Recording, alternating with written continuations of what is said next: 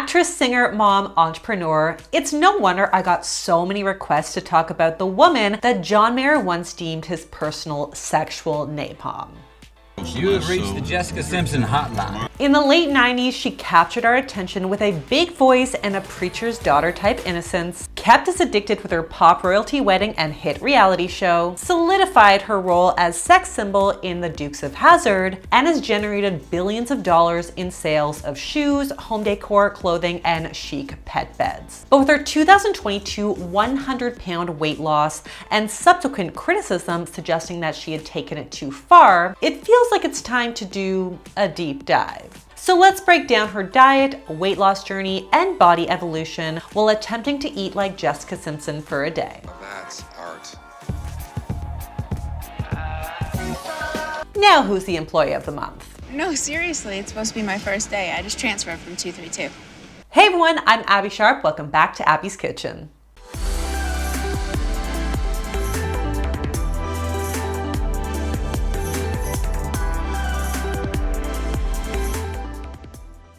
Before we dive into details of Jessica Simpson's diet, I want to take a moment to emphasize that the meals I'll be showcasing in this video are simply a hypothetical reenactment based on the meal plan that Jessica had reportedly followed. While we can certainly draw inspiration from Jessica's approach for nutrition and wellness, it's important to remember that everyone's body and dietary needs are different. What works for one person may not work for another, and her diet certainly won't work exactly for me, so that's why I'm using it as a teachable moment for gentle nutrition and how to showcase how to build balanced, healthy meals. Please keep in mind that this video should not be used as a guide for what you should eat every day. And if you're new here, don't forget to subscribe to the channel, ring that bell so you never miss out, and follow me on Instagram and TikTok at Abby's Kitchen. Folks, if you like sleep, you need to listen to a girl who has spent years chasing a good night's rest. 8 Sleep has completely changed the game. I got so much great feedback from the last time I mentioned this, so clearly a lot of you guys feel the same. This is 8 Sleep's pod cover, and it's finally transformed my bed into the perfect sleeping conditions for me. I run very hot, especially at night, while my husband is always complaining that it's too cold. And the pod cover allows us to set the temperature of our bed between 55 and 110 Fahrenheit on each side, so you can both live your best sleepy time life. And it's not just about better comfort, there's actual science to back this up. So research suggests that we fall asleep best when the temperature drops between 1 and 3 degrees Fahrenheit, and then when we need to wake up, the temperature should gradually climb. The pod monitors your body temperature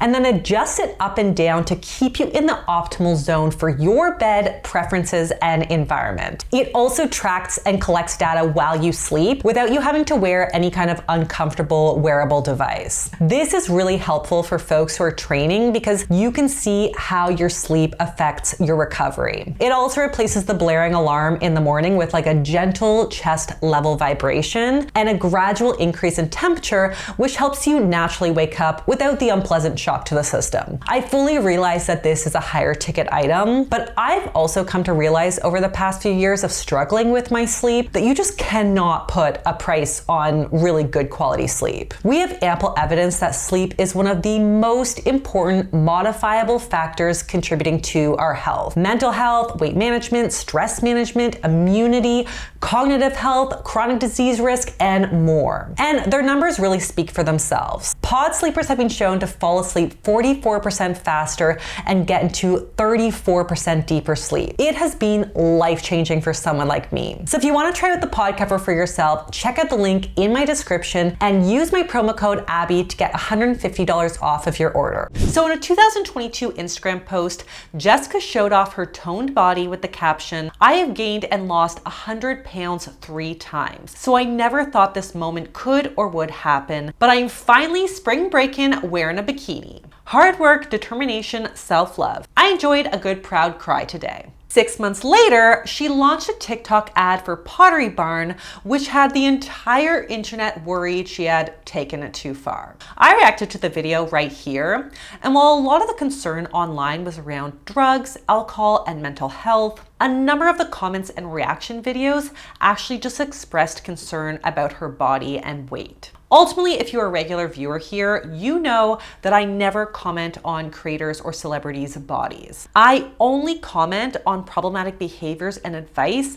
which may or may not be related to said body. We don't know what's going on behind the scenes when someone loses or gains weight, and our commentary on this may actually serve to perpetuate some of these internal or mental health struggles. I can tell you that when I was struggling with disordered eating, feeling like everyone was talking about my shrinking body only made me want to retreat further, which just perpetuated the mental health struggles that perpetuated the problematic behaviors. And let's just imagine hypothetically that Jessica is in a similar boat. Would it really surprise you, given the gross body shaming she's been subjected to all of her career?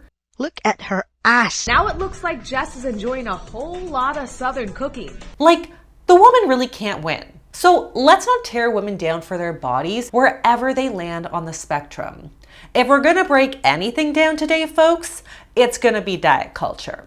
And that was a lot before coffee. So, Abby, get at me. So Jessica apparently credits her recent weight loss to Harley Pasternak's Body Reset program. You probably recognize the name Harley Pasternak from my Megan Fox video because she credits her body to one of his other programs, the 5-Factor Diet. But back to the Body Reset, listen to Harley's elevator pitch. I'm gonna give you a healthy, safe alternative to a rapid weight loss program. Okay. In 5 days, you're gonna transform your body and learn to keep it off for the next 10.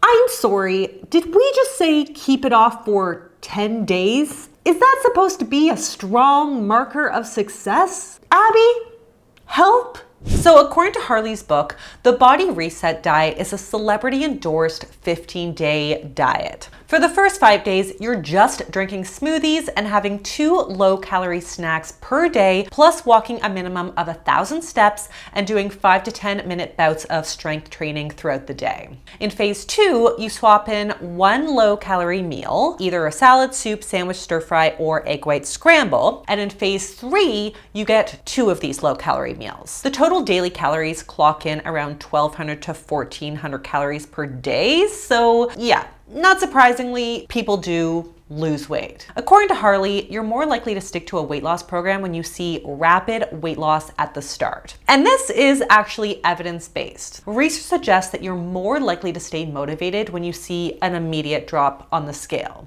Surprising? Not so much. The other benefit of the program is that it's high in fiber, and we know that diets rich in fiber are associated with better weight management. But guess what happens when the 15 days of hunger are up?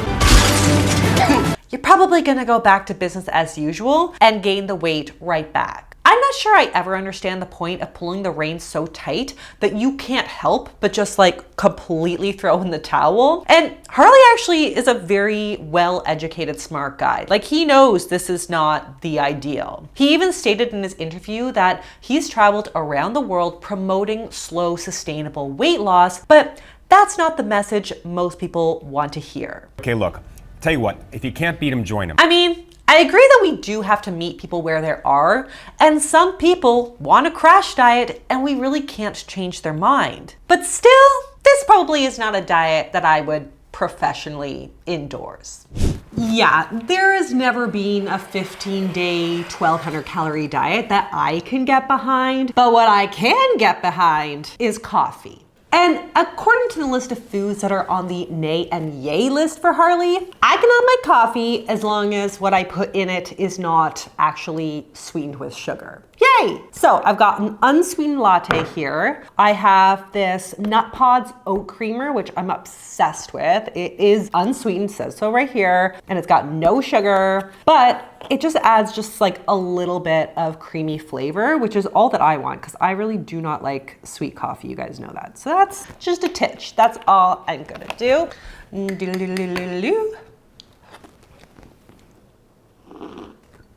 Now, Harley does allow for non-dairy milk and fat-free milk, which feels like pretty archaic knowing what we know now about dairy fats. But Abby, can you elaborate? Yeah, the 80s have called and they wanted skim milk back. I'm bringing skim milk back. The question of whether or not saturated fat is truly bad for your health is still being debated. Though, as I discussed in my video right here, most of the updated research suggests that it's really not a big deal. But dairy fat specifically has a lot of unique benefits. Research has associated intake of full-fat dairy with a reduced risk of obesity in adults and in children. And this may be due to the satiety program of higher fat foods and or the unique properties of the short-chain fatty acids found in dairy. Thank you, Abby. I just needed a little caffeine to get me through this first leg of the morning. And speaking of dairy fat, let's start our day with one of Harley's recommended Greek yogurt-based smoothies, which is pretty much a staple of the body reset plan. Ooh, even the name kind of makes me cringe. But let's see. So according to Harley here, if you're gonna make a meal out of a smoothie, as you have to on this diet, you've gotta make sure that it's nutrient packed and balanced with satiating ingredients. Protein, Yes. fiber, and healthy fat. Yes, Harley, we love to see it. He's obviously talking about my hunger crushing combo because it actually does work. So this right here, I can get behind. What I can't get behind here, folks, is having a smoothie for a meal 3 times a day or limiting my calories to like 1,200. That is what my toddler eats, folks. So we're gonna skip right to phase 3 of this plan where I only have to have 1 smoothie today, and I'm gonna show you how we make it. We got a banana. Bananas don't have a lot of fiber, it is true, but they add a lot of flavor and I feel like this recipe is going to need it. So I've got a pear that has come into contact with a small child. We will just remove the evidence and pop that in because pears are one of the greatest sources of fiber out there. If you can't poop, have a pear. It's a great rule of thumb. Pears make you poop. Pears make you poop. Just remember that. I have got an avocado here for my healthy fats, which is like a nice, perfect size for it too. Look at that. Look at this beaut. Oh, I'm killing it today. The sun is shining. I'm like just feeling it. Oh, that's a good sign. That's a good omen right there, folks. All right, you can just squish it in. Sans pit. That's gonna add our healthy fats plus a lot more fiber. Good for the gut. I've got the last of my kale here for some veggies. Nice. Greek yogurt.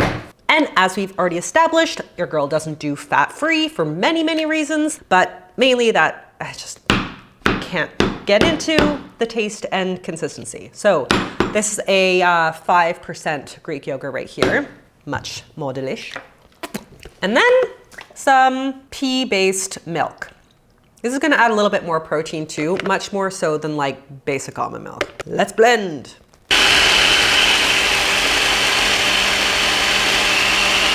A few moments later.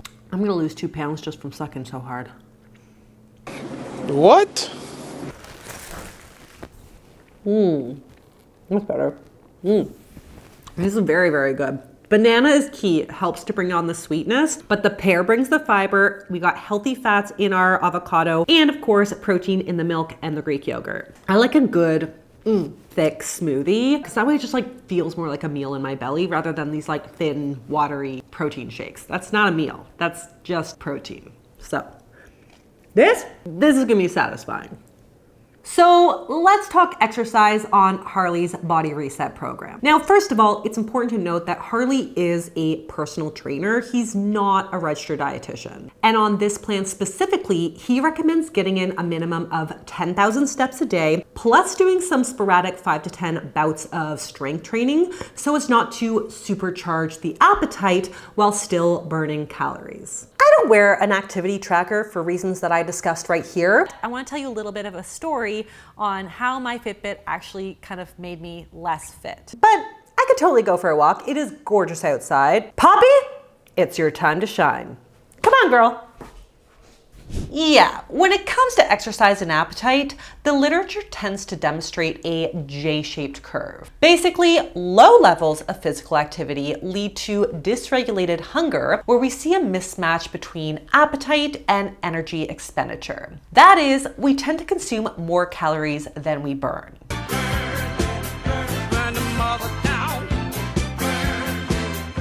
But when we go from low to medium or even high levels of activity, our appetite and calorie intake actually decline and more accurately matches our energy expenditure. Super high activity levels, aka more than 840 minutes of exercise per week, or the equivalent of burning over 3,500 calories in a week in intentional exercise, is associated with higher appetite. So it is true that Harley's program is likely not going to reach anywhere near that hunger boosting threshold. That said, there's really no evidence that breaking up your activity into 5 or 10-minute bouts instead of one larger or longer session will have any measurable impact on appetite. Any activity is good activity and will ultimately contribute to your daily caloric expenditure. So find a routine that works for you and stick to it. Okay, well, now that I smell better, let's make some lunch. Let's take a little look-see through the Body Reset meal plan for some meal inspiration brought to us by the letter S.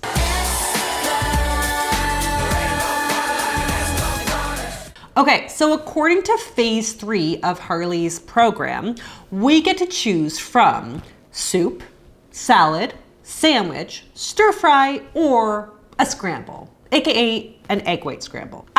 I'm hungry after just having a smoothie for breakfast.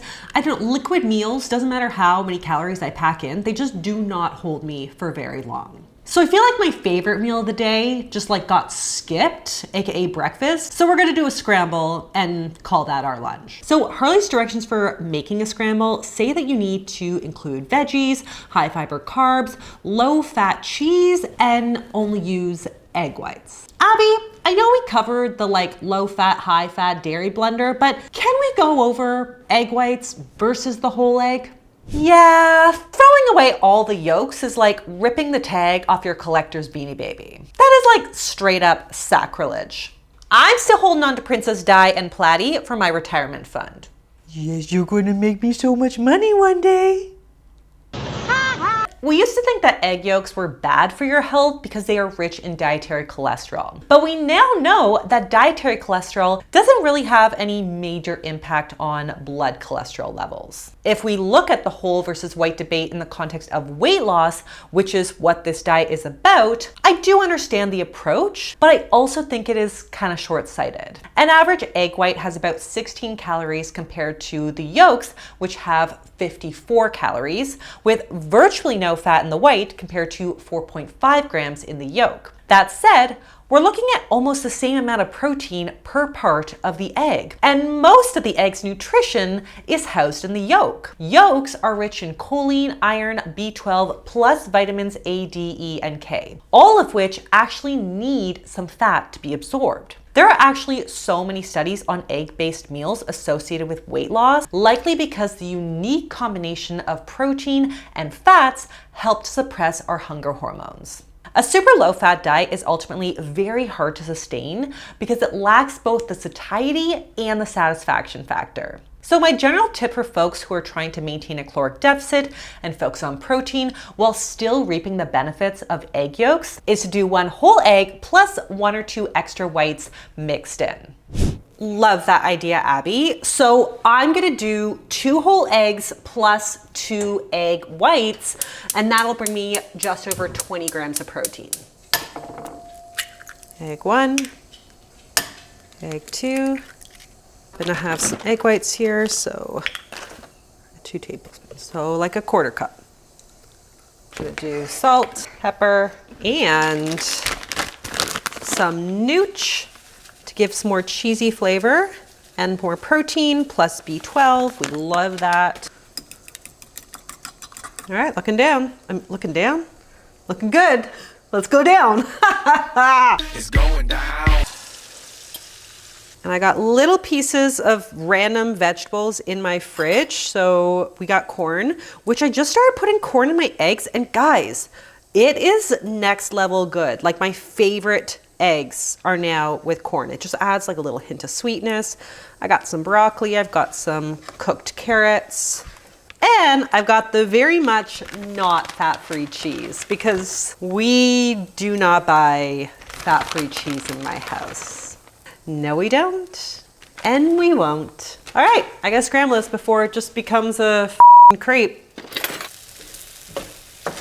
Oh, while that's happening, I think we'll throw some sourdough bread into the toaster for some healthy carbs and fiber.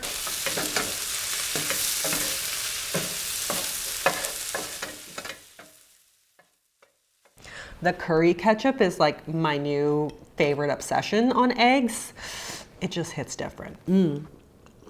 Let's talk snack. So the snack options for Harley's diet here read literally like any early 2000s tabloid magazine celebrity diet plan. Like these celebrities probably pay a fortune for any kind of like fitness or nutrition advice. So can we not just put like a little more effort or creativity into the snacks? Anyways, all the snacks have to be under 150 calories and include edamame, air-popped popcorn, whole grain crackers, and fat-free cheese. No. Celery with peanut butter. She's pissed about the fat-free cheese too. She's like, hell to the no, mama. Or apple slices with deli turkey. Not a lot to work with here, folks. I'm gonna go with the edamame because it's easy and I like it, and I feel like we can make it a lot more fun. All right, so I literally just put frozen edamame in the microwave for like 2 minutes till it's thawed through and hot. This is how you take it to the next level. Mike's Hot Honey, we put the on everything. I put that on everything. As we've established. Lots of sesame seeds for those healthy fats. Oh yeah. And of course, fancy salt. We'll do a little Salt Bae action. And that's how you know it's done. That is how you know it's celebrity worthy. I feel like these just make it harder. We're all about the fingers in here. Look at that. And honestly, edamame is such a delicious hunger crushing combo. We've got fiber, we got protein, we got healthy fats in the sesame here, plus some little sticky, spicy, sweet, hot honey on top. Oh my God. There's no need to eat edamame any other way. Poppy, this will not feel so good coming out the other side. We are not gonna risk it because I do not want a veterinarian bill. It is dinner time and your girl is super hungry. So I guess it's back to S Club 5 when it comes to meal selections.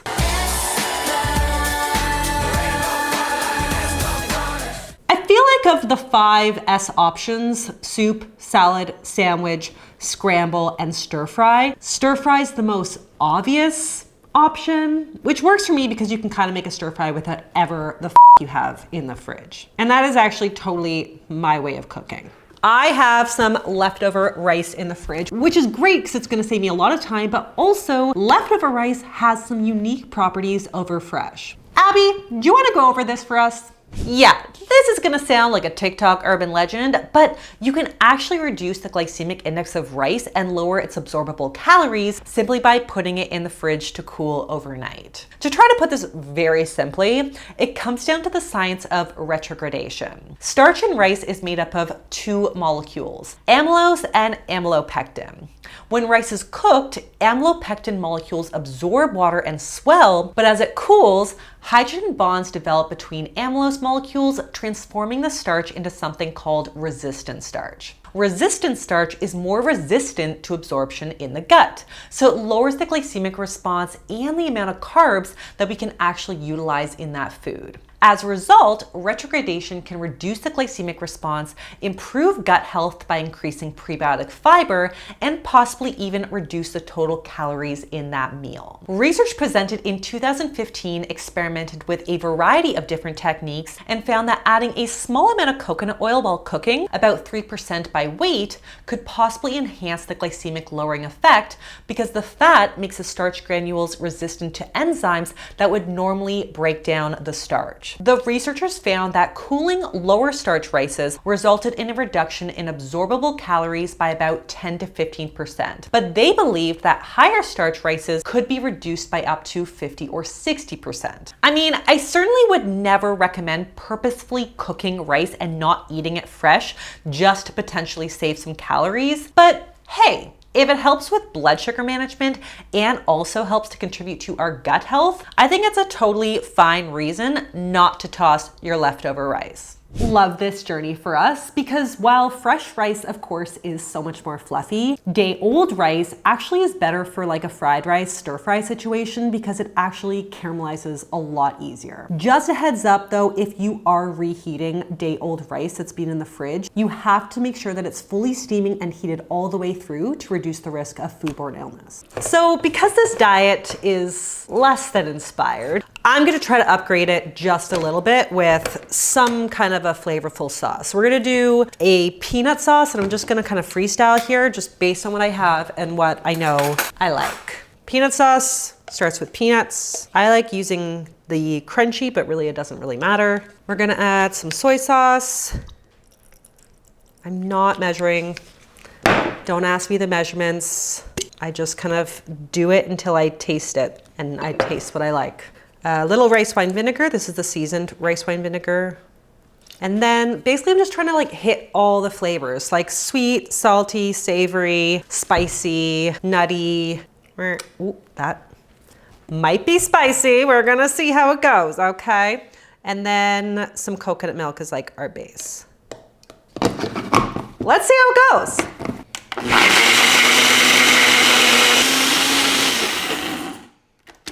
It's a little thick, like peanut butter whipped cream. Ooh. But it is really delicious. Okay, a little more coconut water just to thin it out. And more soy. More of this.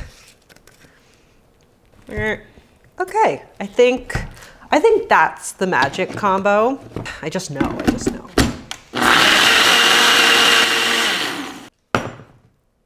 Ugh.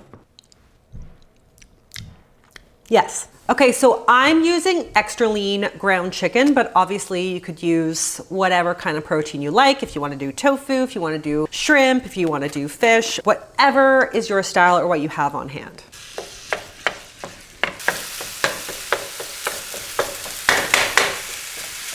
Don't mind me, just stomping on ground meat. This is always the most unaesthetic part of a food demo. The raw meat part. Okay, now that's started, I figured this is a good time to use up these like little bits of frozen veg that I have in my freezer. Everyone harps on frozen veg, but the reality is that a lot of times this is actually more nutritious because frozen fruits and vegetables are flash frozen, so they lock in a lot of those nutrients. Plus, it's just a convenient way to get in your produce, and you don't have to go ahead and buy like 5 different vegetables to make your stir fry. So this is a big plus for me. I've also got some frozen edamame, so I'm gonna throw that in too. Let that all heat through. And we've always got rice in the house, literally always. Might as well pop that in. And I know we've got a sauce going on, but I do like to still give the stir fry a good amount of seasoning to begin with. So I'm adding lots of sesame seeds so that they kind of like toast up in the pan. Then I'm gonna do a little bit of soy sauce, a touch of sesame oil. I like a little honey, just to balance out the umami and saltiness of the soy or tamari.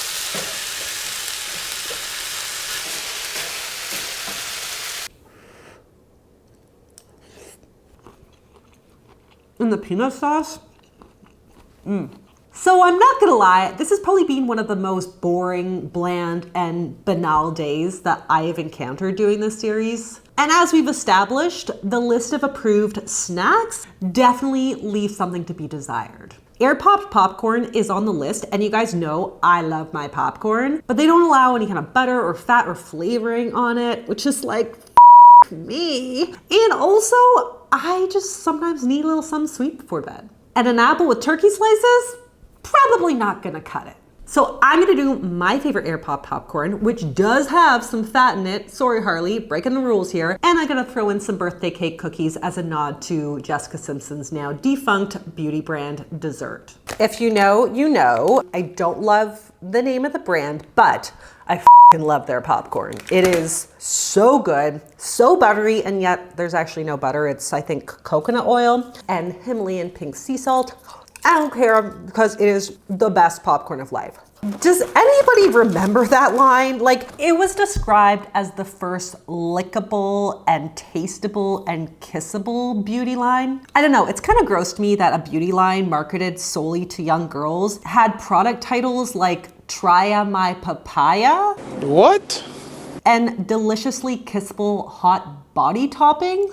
I mean, I'm not a prude, but sounds like something you should be getting at a sex shop, not at Sephora. Also, I'd rather eat dessert than lick sticky body lotion off my hands. Maybe I'm the only one. Let me know in the comments below your thoughts. But anyways, I feel like there's probably a reason that it got discontinued. Also, fuck plain, no butter, no salt, no fat Airpop popcorn. Like, those days are long gone for me. Well, folks, I can't say that this was the most inspired day of eating. In fact, it was boring as but I did my best to abify it to break the rules that I believe needed to be broken and add a little flavor and fun where I can. I don't see any issue with replacing one meal a day with a nice, hearty, well-balanced smoothie. I think that makes sense. But what doesn't make sense is to limit yourself to 5 types of meals that start with the letter S or 1,200 calories a day. And most importantly, it doesn't make sense to follow a diet for 10 to 15 days when you know you're gonna gain that weight right back. And on that note, that's all that I have for you guys today. If you liked it, be sure to give it the thumbs up. Leave me a comment below on whose diet you'd like me to try next and your thoughts on this whole body reset program. Don't forget to subscribe to the channel and ring that little bell so you never miss out. And I'll see you next time on Abby's Kitchen. Bye.